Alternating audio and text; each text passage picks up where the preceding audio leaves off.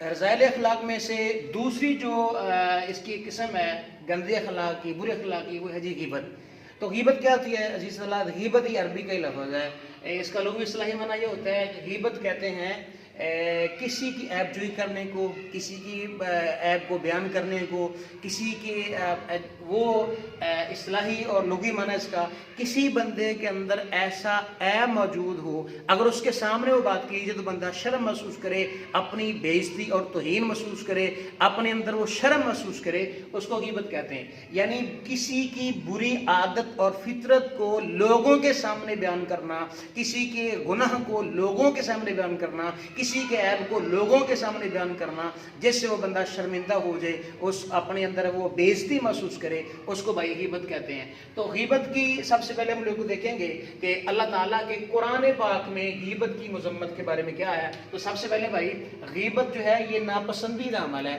اس کو بھائی اللہ تعالیٰ پسند نہیں کرتے، لیکن ہم لوگ اللہ تعالیٰ کے بندے ہیں تو عزیز طلبہ ہمیں چاہیے کہ ہم ایک دوسرے کے اوپر پردہ ڈالیں، کسی کے گناہ پر پردہ ڈالیں، کیونکہ سرکار مدینہ علیہ السلام فرماتے ہیں جس انسان نے کسی بندے کے گناہوں پر دنیا میں پردہ ڈال دیا، کل قیامت کا دن ہوگا اللہ تعالیٰ اس بندے کے عیبوں پر پردہ ڈال دے گا، اللہ اس کے گناہوں پہ پردہ ڈال دے۔ تم آج لوگوں کے گناہوں پہ پردہ ڈالو، اللہ کل قیامت کے دن تمہارے عیبوں کو چھپا دے گا۔ تو دیکھیے قرآن مجید میں یہ اس کی غیبت کو ناپسندیدہ عمل قرار دیا گیا ہے۔ اللہ تعالیٰ کہتے ہیں وَلَا يَغْتَبْ بَعْضُكُمْ بَعْضًا، کسی کی غیبت نہ کرو، آپس میں ایک دوسرے کے عیب کو بیان نہ کرو۔ فرمایا اتنا بڑا گناہ ہے یہ عیب جوئی کرنا، عیب کو بیان کرنا، جیسے کوئی بندہ اپنے مرے ہوئے بھائی کا گوشت کاٹ کے اس کو بھون کر کھائے، اور یہ بندہ ناپسند کرتا ہے کہ میں اپنے بھائی کا گوشت کاٹ کر اس کو بھون کر کھاؤں، کیسے ہو سکتا ہے؟ تو فرمایا بیان ہی ایسے ہی کسی کی غیبت کو بیان کرنے والا بندہ گویا کہ وہ اپنے مردہ بھائی کا گوشت کھا رہا ہوتا ہے۔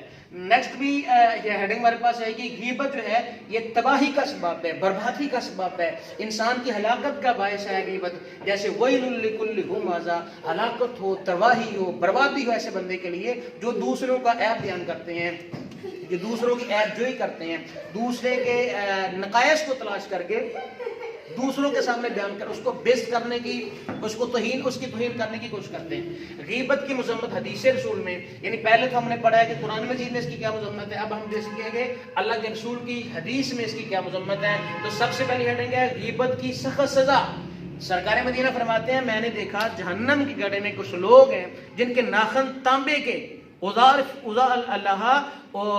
اظافر من نحاس، تانبے کے ناخنوں سے اپنے آپ کو نوچ رہے ہیں، وہ چہرے کے جسم کو نوچ رہے ہیں، خون جاری ہے اور چیخو پکار ہے۔ میں نے پوچھا یہ کون سے لوگ ہیں؟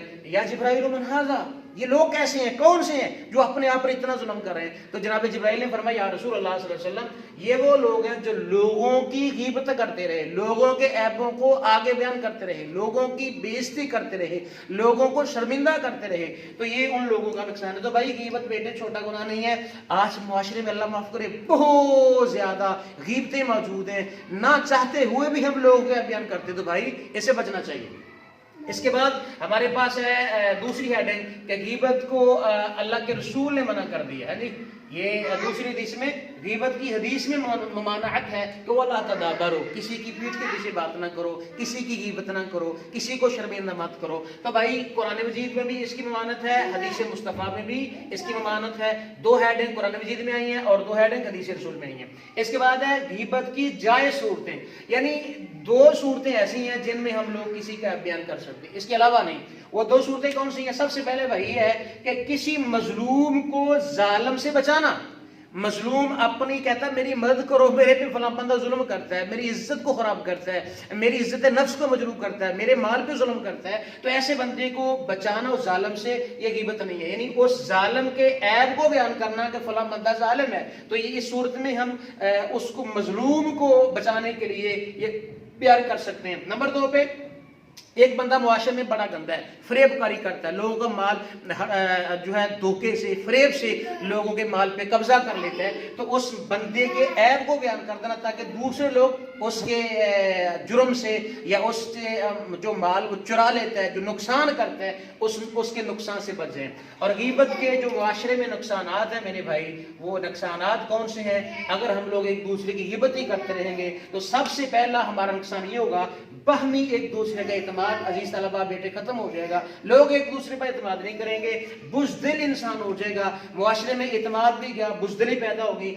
अल्लाह ताला हमसे नाराज हो जाएगा। जब अल्लाह नाराज हो गया तो हमारे पल्ले में क्या है? हाँ जी, तो अल्लाह गीबत करने वाले बंदे से अल्लाह भी नाराज होता है। इसके अलावा मुआशरती सुकून बर्बाद हो जाएगा, मुआशरे का जो सुकून है, अमन है, वो सारा के सारा तबाह हो जाएगा गीबत की वजह से। और 5वें नंबर पर एक दूसरे के दरमियान नफरत पैदा हो जाएगी। जो मोहब्बत है ना, जो हमारे अंदर इशार मोहब्बत कुर्बानी का जज्बा पैदा होता है, एक दूसरे के लिए हम उनस मोहब्बत का इज़हार करते हैं, ये मोहब्बत नफरत के अंदर तब्दील हो जाएगी।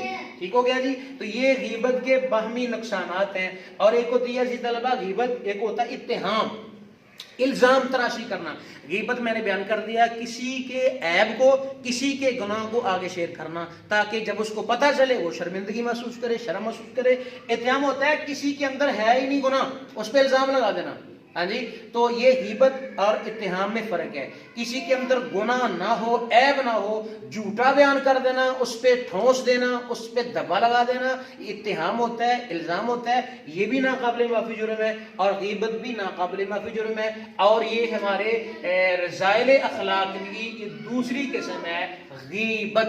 तो लिहाजा झूठ और गीबत से पूरी उम्मत मुस्लिम को तनाव करना चाहिए। तो बेटे आप लोगों ने, जैसे मैंने हेडिंग के साथ आपको बताया ना, इन्हीं हेडिंग के साथ आप सब लोग इसी तरह इसको याद करेंगे।